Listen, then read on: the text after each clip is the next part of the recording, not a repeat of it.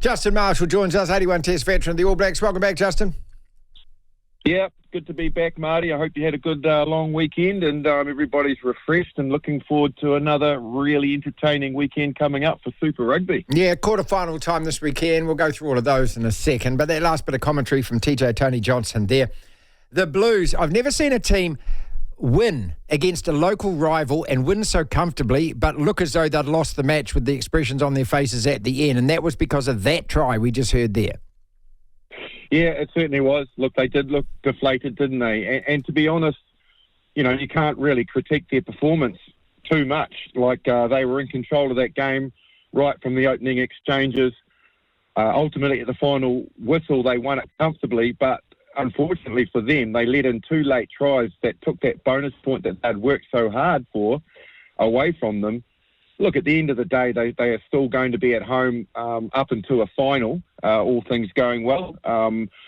They will be in a final. But, yeah, it was very interesting to see the reaction of the players. But that, Marty, was a good thing, I thought. They realised the significance of the fact that, yes, they'd won the game and they'd won it comfortably, like you said, against their old rivals, but they were after more. And it means that mentally they are very well drilled and driven. And they were seeking a home final, and they felt they'd let themselves down. But to me, the internal signs of that are that they are a very forward-thinking team at the moment.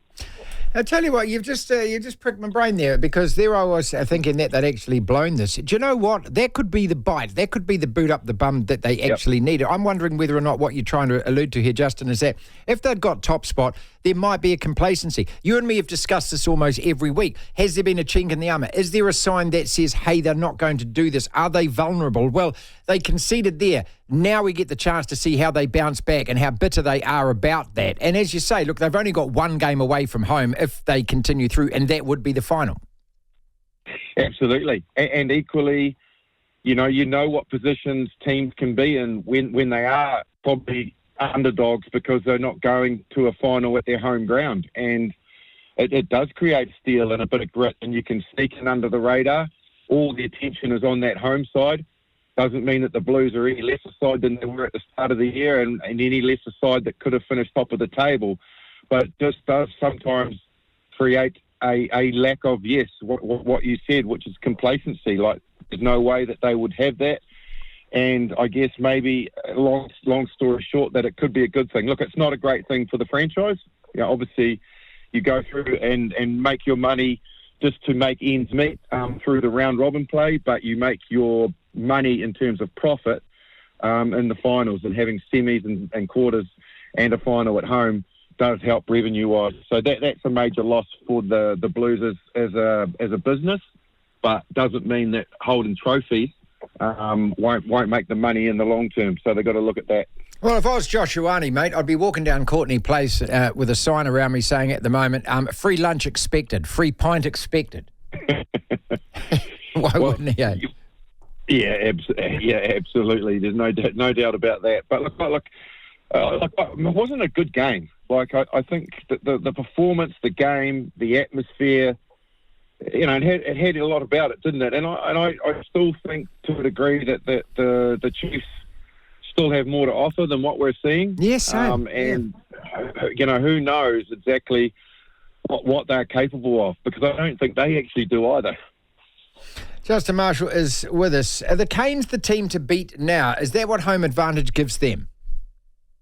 Yep, I think they are the team to beat. They have to enter into these final series now as the favourite. You know, look, I think the game that we saw between the two sides, let's discount the first one in Wellington in the round robin where the Blues got beaten, but there was factors in that, which was the 8-2 split on the bench, the 6-2 split, I should say, that didn't work, and they suffered 2 early injuries, blah, blah, blah. So let's just go fast forward to the second game, which was just could have gone either way. It was of the highest quality.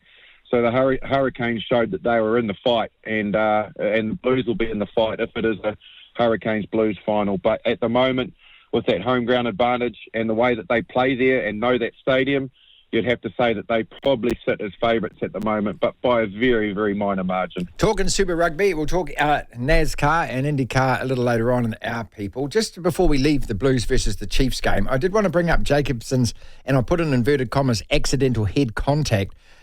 Because, again, this is another topic we've been discussing right throughout the season. So now the refs and the TMO are going to decide whether it's an accident or an incident. Haven't we been asking for this for years in terms of these head clashes? Because I've watched that one with Jacobson over and over, mate, and I keep thinking, surely it's your responsibility, they keep telling you, to see where your head's going, and in that kind of situation, your duty of care, that's Jacobson's, isn't it? How did that get ruled accidental? Yeah, well, because obviously he glanced off the player that he was trying to clean, because that player in a split second changed his body height. And so the clean he was supposed to get effectively on that player meant his shoulder ricocheted off, and he had no intent in leading with the head. Now, who does?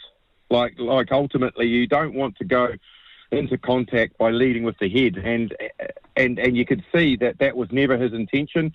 Christie was never his mark at all. He was never, ever looking at Christie. That's just the movement that Christie makes towards the ball at the exact time that he gets his clean changed by the movements of the player he's trying to clean out. Look, absolutely, I feel that this is where we need to go. I thought that the quality of the refereeing, Ben O'Keefe, he understands the game. He has a real idea of what is an accident and what is intent. And I don't think Jacobson had any intent to make head contact with Christie, and I think they got that bang on to a degree.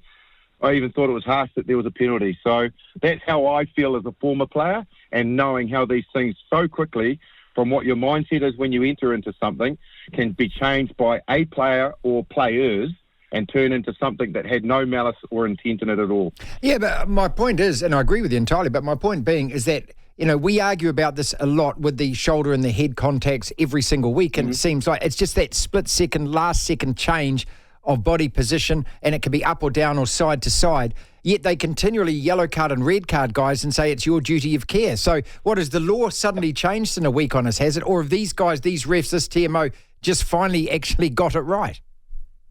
You just hit the nail on the head. They just actually finally got it right. And you and I have been at this all season, haven't we? And we're on the same page. And I just feel that what we did get is we got referees and ARs that recognised it for what it was. They didn't let the TMO try to convince them that it was something different. They gave them their opinion from what they saw. He had another look at it and he agreed eventually. And I think that's the way the process should work. When you get a TMO that just sees the head contact, doesn't look at why or whether or not there's a possible accidental proponent of it, then all of a sudden you get this massive void of being consistent and not consistent. And I just feel that what they are looking for is a reason to find head contact, not a reason why the head contact happened. They just say, head contact, I've found you something, referee, here it is, you need to put that guy in the bin, which I just think is total and utter crap. What they've got to think about is whether or not they want to show the referee something on the big screen that is clearly head contact. There's been no damage done. It is head contact. But from what they have seen, it was purely just a rugby incident accident, you know, and that's where we need to get to. I really feel that that's where the game needs to go.